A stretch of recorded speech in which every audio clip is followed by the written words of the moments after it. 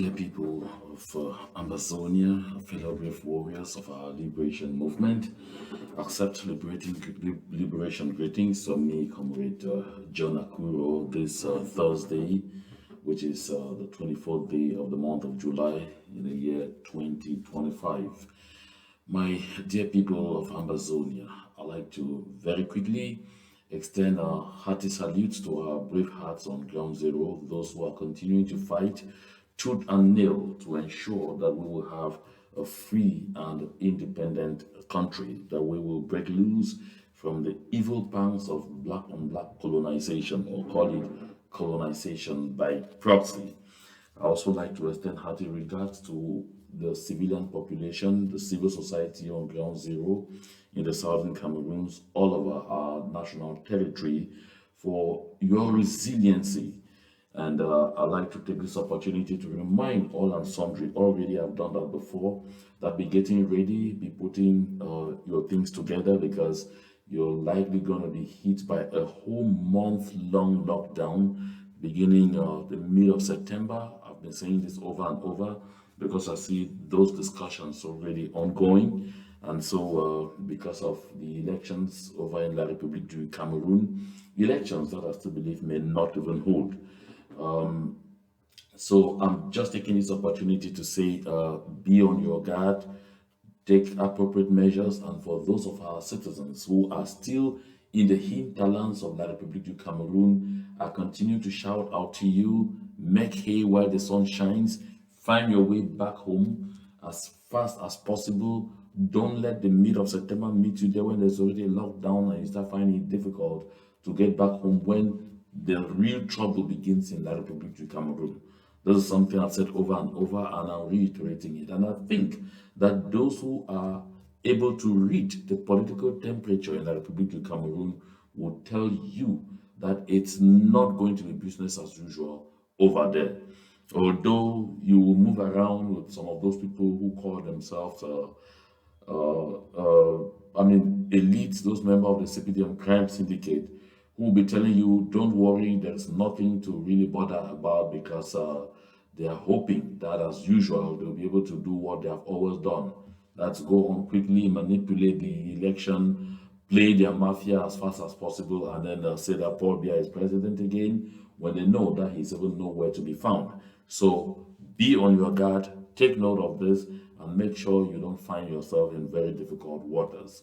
So that said, this morning, it's morning in the United States of America. It's already getting to afternoon, or it's already afternoon in southern Cameroons. This is an early edition, and I will definitely come back much later tonight, for us to have, another very important conversation. But it's important that we really get out with the subject matter that I'm coming to talk about right now. There is talk right ahead in this broadcast regarding the situation of the common law lawyers, regarding our legal setup. You notice that the whole thing is back in play, because this is what we had said before, and it is back in play. And before I get into that, I like to share back this thought that I shared the other day from Martin Luther King Jr. That in the end, we will remember not the words of our enemies, but the silence of our friends. That in the end, we will remember not the words of our enemies, but the silence of our friends. Our enemies, we already know them. We know they'll be doing everything possible to dig into us, everything possible to annihilate us. So their words really don't mean a lot to us. But what matters to us most right now is the silence of those among us who even have international clout, who could go out there, put their voices, and make sure that they aid one way or the other to see that the people of the southern Cameroons quickly get to where we want to get to freedom land. Because you can see for yourselves, nothing is going with this association of La République du Cameroon. It's not going now. It was not going yesterday. It will be worse tomorrow. I'm not saying it's not going to go tomorrow. I'm just saying it will be worse tomorrow. And there is evidence to back exactly what I'm talking about. So I'm referring myself here to southern Cameroonians with international clout, southern Cameroonians who have a voice that can make a difference if they decided to stand up for their people. I've spoken a lot to my brother, our brother, the venerated man of law, Barrister Keremuna, who was here recently, and we will see some of those images late tonight. And I mean, he had a very disgraceful reception in the United States of America because for a man of his clout to come and find himself with a population of less than 35 people receiving him. And then what is even worse is that some of those who were there said he spoke at least 90% of the time in French. This is exactly what we have been talking about. Too often, they think that they can become one of them until it dawns on them that they're always one of us. Until it dawns on them that just the way they are coming for us, that's the way they will come for them one day. This is something that we need to be pulling their ears on a daily basis in reminder. That said, my people, we will get straight into the beef of this conversation this morning because we don't have a lot of time. In my last broadcast, I dwelled elaborately on what happened in Kribi, on the official burial of SONARA in Kribi, because like they've been doing, capturing our people, our territory, and going and imprisoning them in their country, that's what they have done to SONARA. They killed SONARA in Limbe and went and buried SONARA and did the final funeral ceremonies in Kribi. And when I talked about it the last time, and I talked about, and I quoted the fanfaron, as the La République du Cameroon citizens now refer to him, John Ngute Joseph, and I referred to him saying and swearing that there were no plans anywhere on planet Earth to construct a new oil refinery in Kribi. In fact, an ultra-modern oil refinery in Kribi. Some CPDM hoodlums called me using the WhatsApp number that I shared here and gave me a verbal washing down and told me I was a bloody liar from the pit of hell, that I was putting words into the mouth of Joseph Dion Ngute. And they said, Joseph Dion Ngute never said that. He only said he wasn't sure that La République could do such a thing. He didn't say categorically that they will not do it. And so it made me to decide to go back into my archives because I really had resorted to just paraphrasing what John Ngute said, and in some cases quoting him directly without bringing he personally talking, because I still wanted to leave him some little personality. But because of this verbal harassment, I decided to bring John Ngute himself to address those CPDM hoodlums, to address those members of the CPDM crime syndicate, so that they hear with their own ears exactly what he said, and so that no one again will say I did manipulation. This is who they are. This is who they have always been. It's that in the past, we did not have all other avenues to always bring these things to the fore. Because if somebody at CRTV plays this, although have been played on CRTV before, if somebody resurrects this from the archives and plays it on CRTV, you know exactly what is about to happen to Haja Hawa will happen to you. Watch. Oh, they are going to create a refinery in Libya. It's not true. Technically, it's not possible. 80% of the fuel that will be refined in SONARA, because now SONARA before, you know, it was built by Total, a French concern, and Total built it in such a way that SONARA was importing sweet crude from Nigeria and refining. SONARA could not refine a liter of Cameroonian crude. You all know that. But this time they are going to reduce SONARA in such a way that the primary objective will be to refine Cameroonian crude. And anybody who tells you that it's going to be done in Kribi is lying, because 80% of the crude comes from the backwaters of Paco and Dion. The transport cost will be enormous if you have to take it to Kribi. So technically, it is not possible. But you have people who are distorting things and giving you the impression that, oh, SONARA is finished, it's only in Kribi that they will make crude. It is not true. I've heard people say that, oh, they are going to create a refinery in. So, my people, you heard it for yourself from the horse's own mouth. You heard it for yourself. That is Joseph John Ngute in person talking in Boya. And this was on the 31st of May, 2025. Don't tell me that you thought that it was too old. I say it's on the 21st of May, on the 31st, I beg your pardon, of May 2025, the last day of the month of May. And after that last day, we did just 30 days in June. And halfway gone into July, they were laying the foundation stone for the construction of an ultra-modern refinery in Kribi. Not only that, along with the construction of an ultra-modern petroleum products storage company in Kribi, right before the very eyes of Joseph John Ngute. Someone who spoke to me on this issue said he wonders if it is that John Ngute just spoke out of bad faith, or it's simply that he did not know at all that something like that was in the pipeline. Of course, he was not even invited to the ceremony because he's not even valued and all of those things. Of course, our first citizens of the Republic of Cameroon reiterate to us that he is a nincompoop.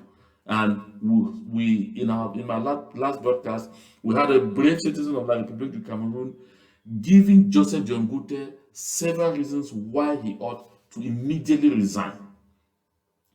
Like I said, it would appear some people still do not understand how the Republic of Cameroon sees us. Sometimes I need to drum these things, repeat them in our ears over and over so we can understand. Because if you're still not so certain that you know exactly how the government of the Republic of Cameroon, including Paul Biya himself, how they see us, then let me do the job of repetition. Repetition is generally not bad because sometimes there are some people in whose heads it doesn't sink. You have to repeat it over and over. So, Mr. Abebe, they come back. Et puis, quand même. Oui, les anglophones, Biya a toujours considéré les anglophones comme les sous-hommes. Les anglophones ne comptent pas beaucoup pour Biya. Did you hear that? Biya a toujours considéré les anglophones comme des sous-hommes. Les anglophones ne comptent pas beaucoup pour Biya. Biya has generally considered us as subhumans. Subhumans. We don't matter to them.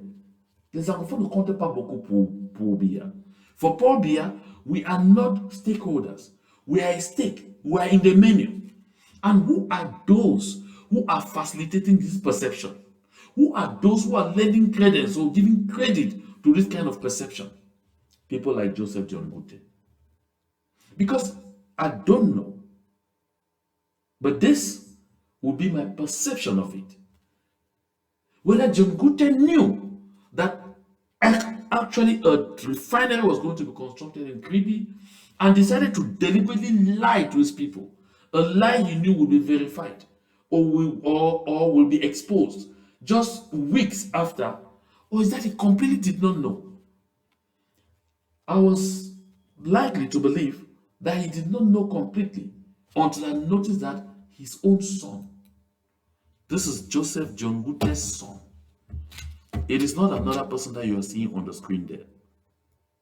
That gentleman you are seeing on your screen there is Joseph John Ngute's son. As you can see, his name is Miles Ndika John Ngute. That's his name, Miles Ndika John Ngute. This is what he said at the occasion. So he was even at the occasion. He was at the launching ceremony or at the ceremony to lay the foundation stone for the construction of an ultra-modern refinery in Kribi. And this is what he said. La raffinerie de Kribi pourra fournir des produits tels que le gazoil, l'essence, le jet A1, le kérosène et le fiol, l'eau. That is, he's giving a vivid description of exactly what that refinery can do. Revolutionary. Things that the refinery in Limbe has never done, could not have done. That is the son of Joseph Dion Ngute that you are seeing on your screen there. His name again, Dion Ngute. That's Miles Ndika John Ngute. So he says that the National Hydrocarbons Company, la SNH, qui valorise les intérêts de l'État dans le domaine de l'hydrocarbure, souligne dans cet ordre que des recettes additionnelles de 250 millions de dollars sont attendues dans le cadre des exportations des produits marins. So you see, this is Joseph John Ngute's own son, his blood, speaking here. Now you want to doubt. I cause you to see again. This Joseph John Ngute's son is a sub-director. I mean, a sub-director. No, is he a sub-director? He's a head of division. Head of division at the National Hydrocarbons Company, Miles Dinka. That's Miles John Dinka. So he is the head of Department of Infrastructure and Projects at the Société Nationale des Hydrocarbures du Cameroun. So it could be, it's even a whole department. So do you tell me that this gentleman, the son of the sitting prime minister, was not aware that there were plans underway, seriously advanced, to construct a new ultra-modern oil refinery in Kribi, that he could have informed his father, even giving him the appropriate documentation, the appropriate paperwork, to make him to understand that this thing is not rumor, to avoid his father going to ridicule himself to applause. You could hear the CPDM, crime syndicate members' applause in the background when John Ngute swore that is technically impossible. I'm talking about a technical impossibility, said transportation. What John Ngute refused to tell the people was that while the oil was initially being refined in Limbe, the distribution was never done in Limbe, storage was never done in Limbe. They refined in Limbe and they transferred through a pipeline that is in the sea. Something that embarrassed Foncha. Foncha was so mad. How will you construct a refinery in Limbe? And rather than constructing a company to store petroleum products like the SCDP, that's a petroleum product storage company like the SCDP, that's la Société Camerounaise de Dépôt Pétrolier, that was rather constructed in Douala. You prefer to construct in Douala and then you construct an expensive pipeline through the sea from Limbe to Douala. Where the oil is refined in Limbe, it goes by pipeline straight in water into the storage facilities of the SCDP in Douala. When Foncha asked that question and told Ahidjo that, look, what you are doing is not correct. My people will not be in support of this. And Ahidjo asked him, who are your people? Because they had already put in place a divide and rule system. And Ahidjo knew that with the divide and rule system, Foncha was rapidly losing his support base because they had to create the apparent conflict between those they call people of the Southwest and people of the Northwest. And so, by so doing, they created some kind of infighting and to let the people go hitting their heads on that while they were there doing the substance, while they were cutting all the equipment from PWD in Kumba, the road maintenance and road construction equipment, to Yaoundé, while they were busy scheming to shut down the Yoke power plant, while they were busy scheming to shut down Cameroon Bank, while they were busy scheming to loot and eventually shut down the National Produce Marketing Board. What did they do? Because of the divide and rule. And they had to deepen it so bad and use idiots with no brains to become the vehicle of the, the inter-southern or the intra-southern Cameroon's hatred. That's why you find someone like Belamoki Charles Aka Ngaringa sit quiet today, not utter a word after this dead blow from La République du Cameroon. After they simply shut down SONARA, and when I did its funeral in Credi, you have not heard Belamoki say anything. But the next time you hear him open his mouth, he talk about the people we don't like. The next time you hear him open his mouth, he will say somebody's knee is on the neck of the Southwest. But he will not be referring to La République du Cameroon that is doing this very clearly. He will be referring to his fellow brothers and sisters who are facing the same fate like him.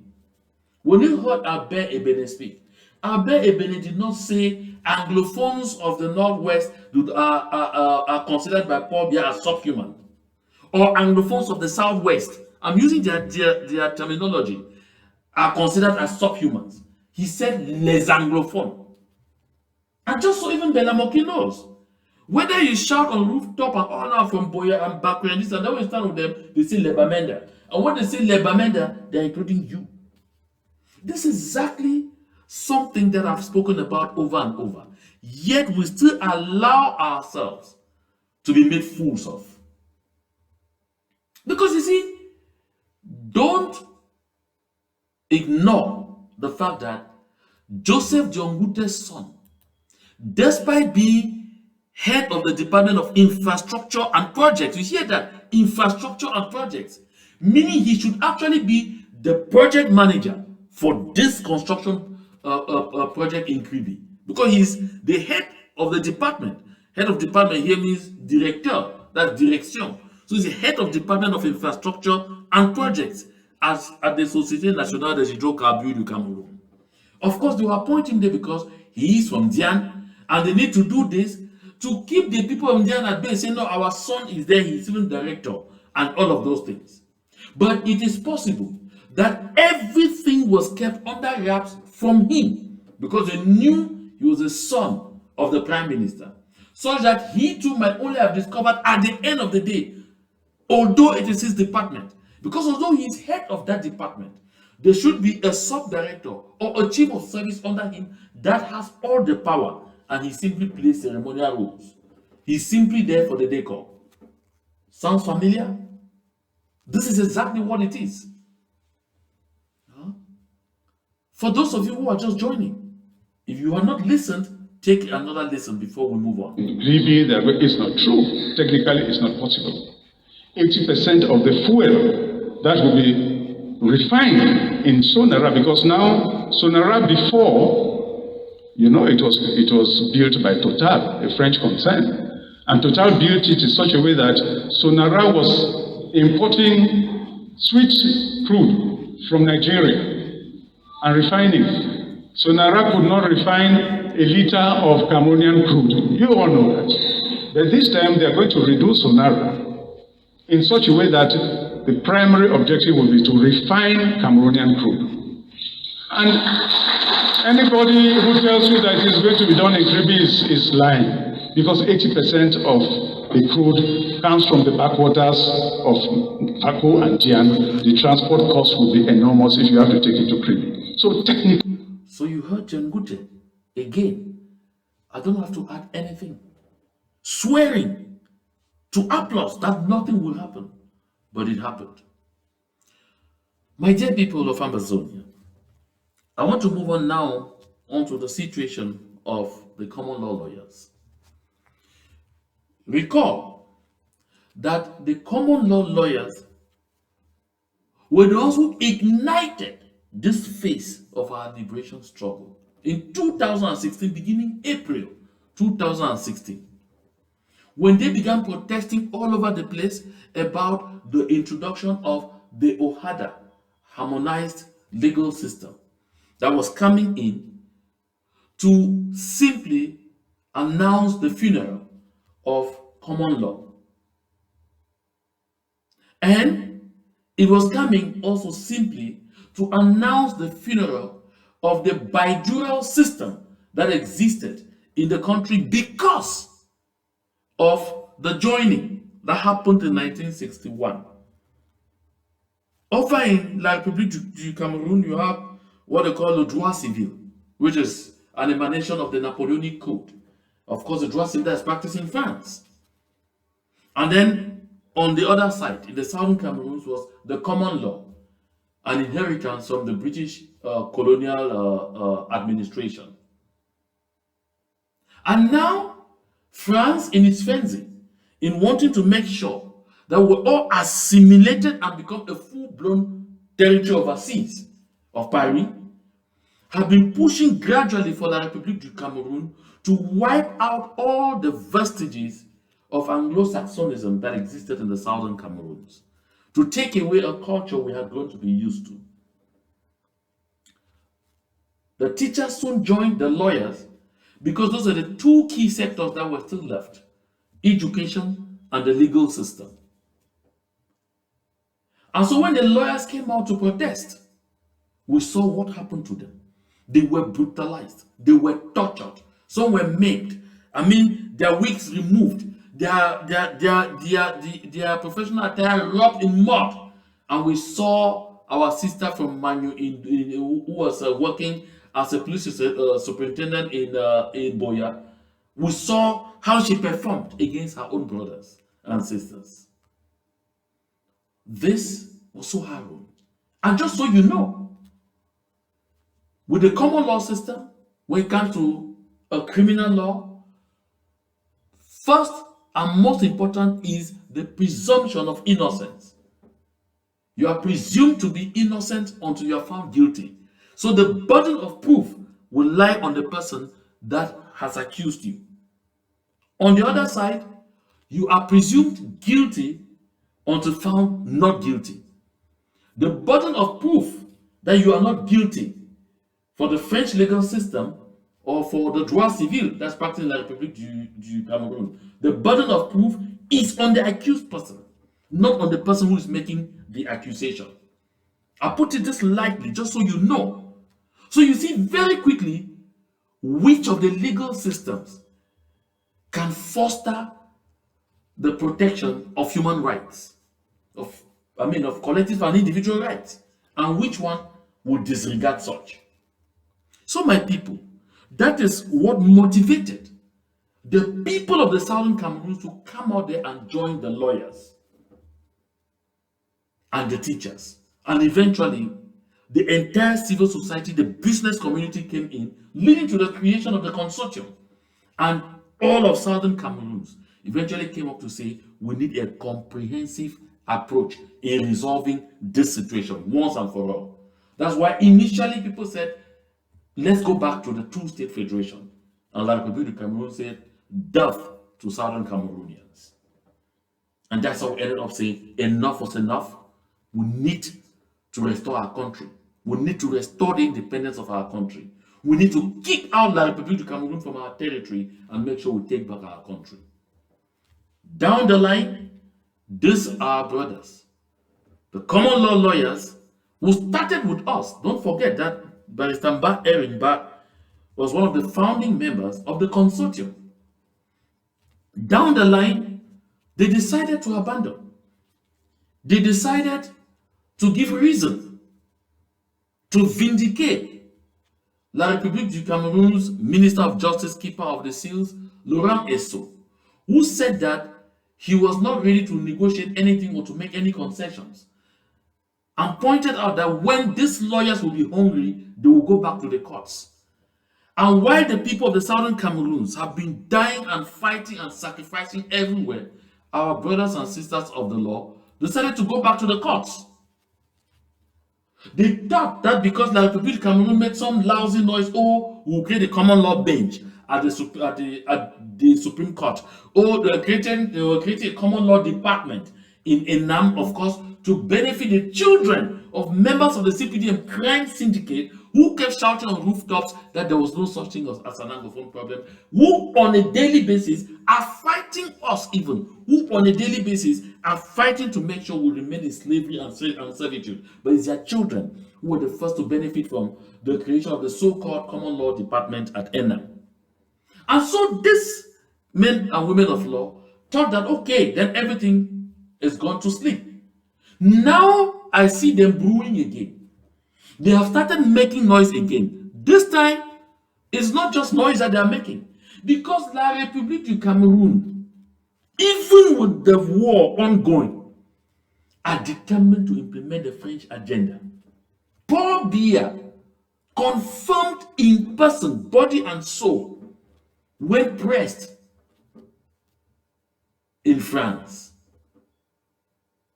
where he said that the intention had always been to assimilate the people of the southern Cameroons. Mo Ibrahim pressed him, and he said so. The intention had always been to assimilate the people of the southern Cameroons to become French citizens, to become, part of the French colony of 1960. And when Biya said that, you can understand why in 1984 he reverted by changing the name of the country from the United Republic of Cameroon to the Republic of Cameroon. That same Republic of Cameroon that died in 1961 and was born again as the Federated State of East Cameroon. But Biya reverted to the Republic of Cameroon that existed in 1960. That became independent on the 1st of January 1960, cementing their colonial project on the southern Cameroons. So when Biya said this himself in France, I thought that it was going to be so shocking to the people of the southern Cameroons that they will know we now are very clear about what the intention has always been. The reason we have to fight all the way. But some people want to lie on their laurels, especially our men and women of the law. So today, Laurent Esso has gone back to the rostrum and said they will now push through with what we were fighting against since 2016, that same Ohada thing, by appointing notaries public in the southern Cameroons. Don't forget that per the common law approach, lawyers are at the same time notaries public. And because lawyers are at the same time notaries public, that gives them a revenue source. It creates them a source of revenue to help them offset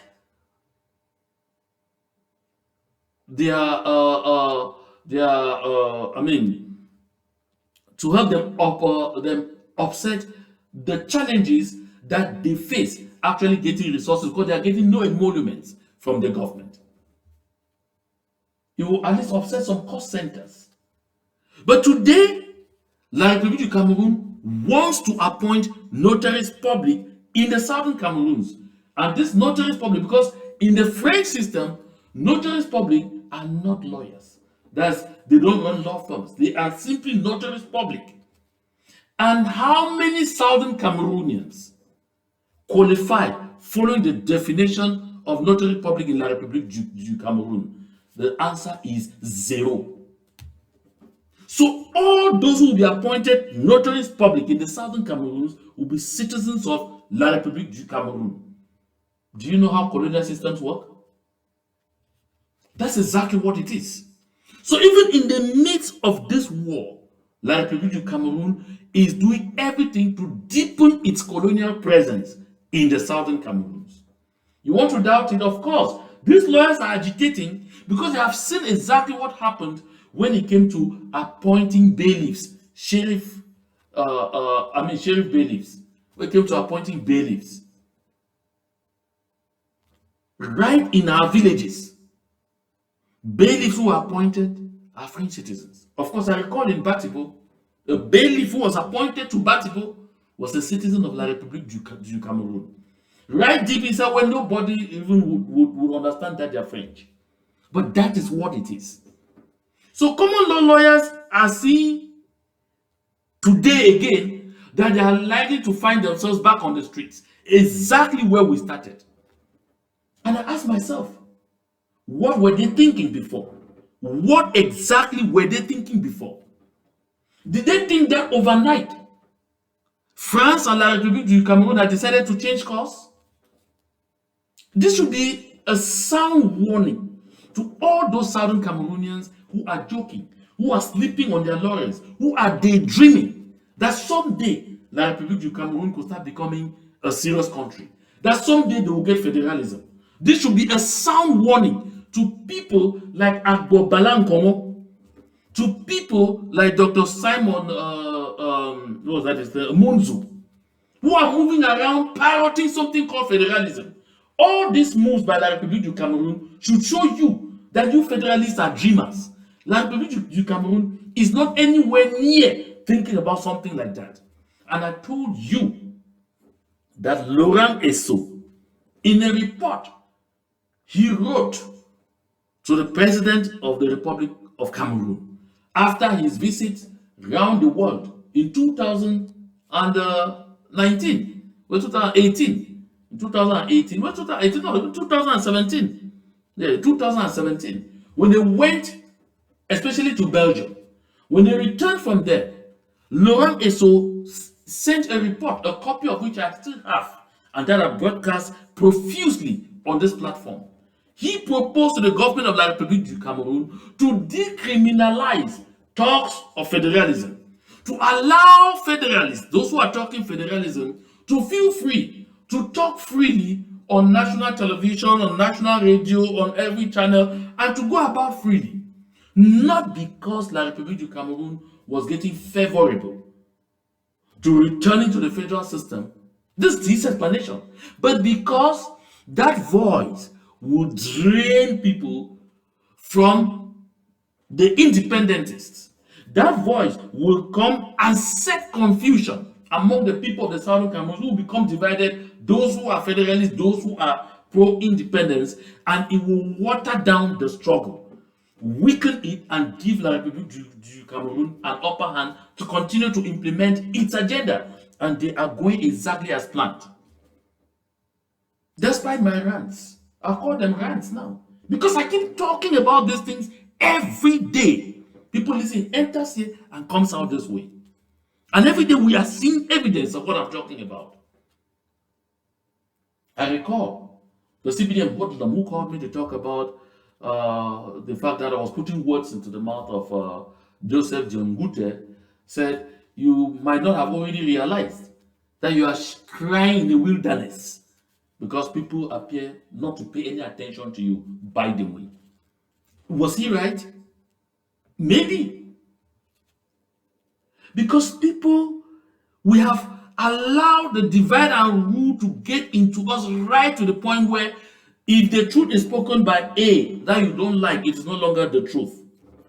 My dear people of Amazonia, we have to grow up, because the challenge ahead is going to be unbearable. If they are doing this, even while a war is ongoing, even when they know that they are facing imminent collapse, that their country is about to fly up into chaos, that tells you the extent to which they have rated us. According to them right now, they have already held us at bay, and they are going to make sure that by the time this liberation movement ends, they have taken us to a position worse than we were when this thing started. Because in their minds, we have to be defeated at war until we come and we accept defeat. And all of these things like this is a victor's peace that they are already beginning to spray on us. If you heard me well and it made sense to you, share this video. If you heard me well and it irritated you, make a contribution to push this liberation movement forward. I will stop here, and like I said, this is an early edition. I will definitely be back late evening for us to have another conversation. But meantime, make sure you share this as much as possible, and please let us stand up for what we believe in. Nobody will come and do it for us. We have to do it ourselves. Don't sit there and be daydreaming that some United Nations, some European Union, some Commonwealth organization, some whatever will come and free us. We have to lead the charge until we get to a place where they see that it is de facto that we can never be together again with La République du Cameroon, they will come in. But if you don't give anybody reason to come in, everybody will be watching you go quietly down the drain. We must stand up and fight for what we believe in. To God be the glory.